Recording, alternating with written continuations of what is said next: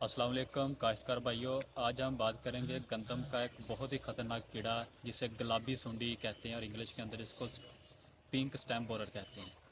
ये pink stem borer यानी कि गुलाबी सुंडी क्या है, इसका फसल के ऊपर किस तरह नुकसान हो रहा होता है और हम इसको किस तरह कंट्रोल कर सकते हैं, इन सब के बारे में आज हम बात करेंगे। इससे पहले अगर आपने हमारा यूट्यूब चैनल किसान टाक सब्सक्राइब नहीं किया वो कर लें, ताकि फसलों के मतलब हम जितनी भी वीडियो बनाते हैं आप तक बर वक्त पहुँच सकें।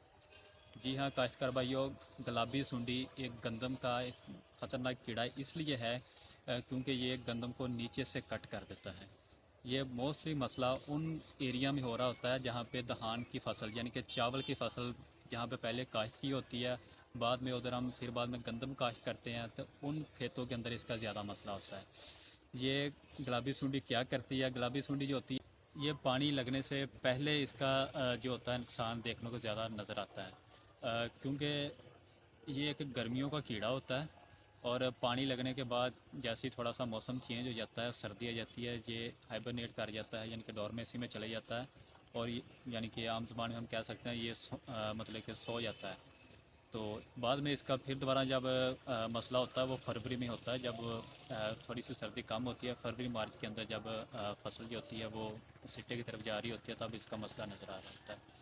लेकिन इसका स्टार्टिंग में इसको हमने कंट्रोल करना बहुत ज़रूरी होता है, क्योंकि ये फसल को जो होता है गंदम को नीचे से ये कट कर रहा होता है। ये मेन टिलर होता है रूट के करीब से, जड़ों के करीब से ये उसको कट कर देता है, जिससे वो पूरा पौधा सूख जाता है। अच्छा, ये तो हमने बात की है कि इसका नुकसान कैसे होता है, तो अब हम इसकी बात करेंगे कि इसको हम पहचानेंगे कैसे कि ये वाकई गुलाबी सुंडी है।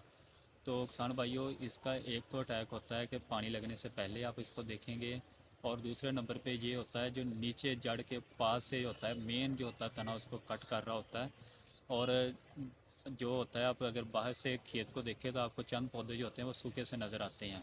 अगर आप उनको जाके ऊपर को खींचे तो वो इजीली बाहर आ जाते हैं, क्योंकि वो इनको नीचे से कट किया होता है। और उसके अंदर से एक बारीक सी सुंडी नज़र आती है जिसका रंग जो होता है वो गुलाबी रंग का होता है। इसका कंट्रोल करना इसलिए भी ज़रूरी होता है क्योंकि कुछ हमारे जो होते हैं वो भाई कह रहे होते हैं कि पहला पानी लगाने के बाद ये ख़त्म हो जाती है, नज़र नहीं आती। लेकिन ये ख़त्म नहीं होती, ये डोरमेसी में चली जाती है, यानी कि फील्ड के अंदर ही होती है, लेकिन ये नुकसान नहीं कर रही होती। जैसे ही फिर बाद में गर्मी थोड़ी सी सर्दी कम होती है तो ये फरवरी मार्च में फिर एक्टिव हो जाता है। तब जब सिट्टा निकल रहा होता है तब ये फिर जाके जो होता है पौधे को नुकसान पहुंचाता है, जिससे पौधे के जो सिट्टे होते हैं वो सफ़ेद कलर के नज़र आ रहे होते हैं, यानी कि उनके अंदर दाना नहीं बनता है। अगर बनता है तो वो बहुत बारीक बनता है, क्योंकि ये पौधे को फिर नीचे से कट करना शुरू कर देते हैं, जिससे पौधा सूख जाता है। तो इसलिए इसका कंट्रोल करना बहुत ज़रूरी है। सिर्फ पानी से इसका कंट्रोल ना करें, बल्कि इसके लिए कोई ना कोई स्प्रे करें, ताकि इसका स्टार्टिंग में हम कंट्रोल कर लें और आखिर तक हमें इसका नुकसान देखने को ना मिले। इसका ये है तो पाकिस्तान में फ़िलहाल तो मैनर पेस्ट है, यानी कि इसका ज़्यादा मसला नहीं है। जिन फसलों के अंदर है तो उसके अंदर इसको केमिकली तरीके से हम फेप्रोनिल का जो होता है फ्लड भी कर सकते हैं, स्प्रे भी कर सकते हैं। और इसके अलावा क्लोर एंथ्रा नीलीप्रोल का भी आप स्प्रे भी कर सकते हैं, इसको भी फ्लड कर सकते हैं। और इसके बाद तीसरे नंबर यह है क्लोर पेरीफॉस का स्प्रे से कंट्रोल तो हो जाती है, लेकिन इसके अलावा भी जो होते हैं गंदम के अंदर नुकसान होते हैं, क्योंकि ये बहुत एक ख़तरनाक जहर है। इसका बाद में असर तकरीबन पूरी फसल के अंदर रहता है, यानी कि इसके अंदर हमारे जो होते हैं गंदम के ग्रेन होते हैं, दाने होते हैं, उनके अंदर भी इसका असर रहता है।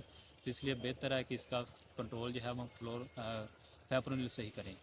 उम्मीद है कि आज की वीडियो आपको समझ में आ गई होगी। अगर इसके मतलब आपका कोई सवाल हो तो वह आप कमेंट सेक्शन में पूछ सकते हैं। मिलते हैं अगली वीडियो में, तब तक के लिए अल्लाह हाफिज़।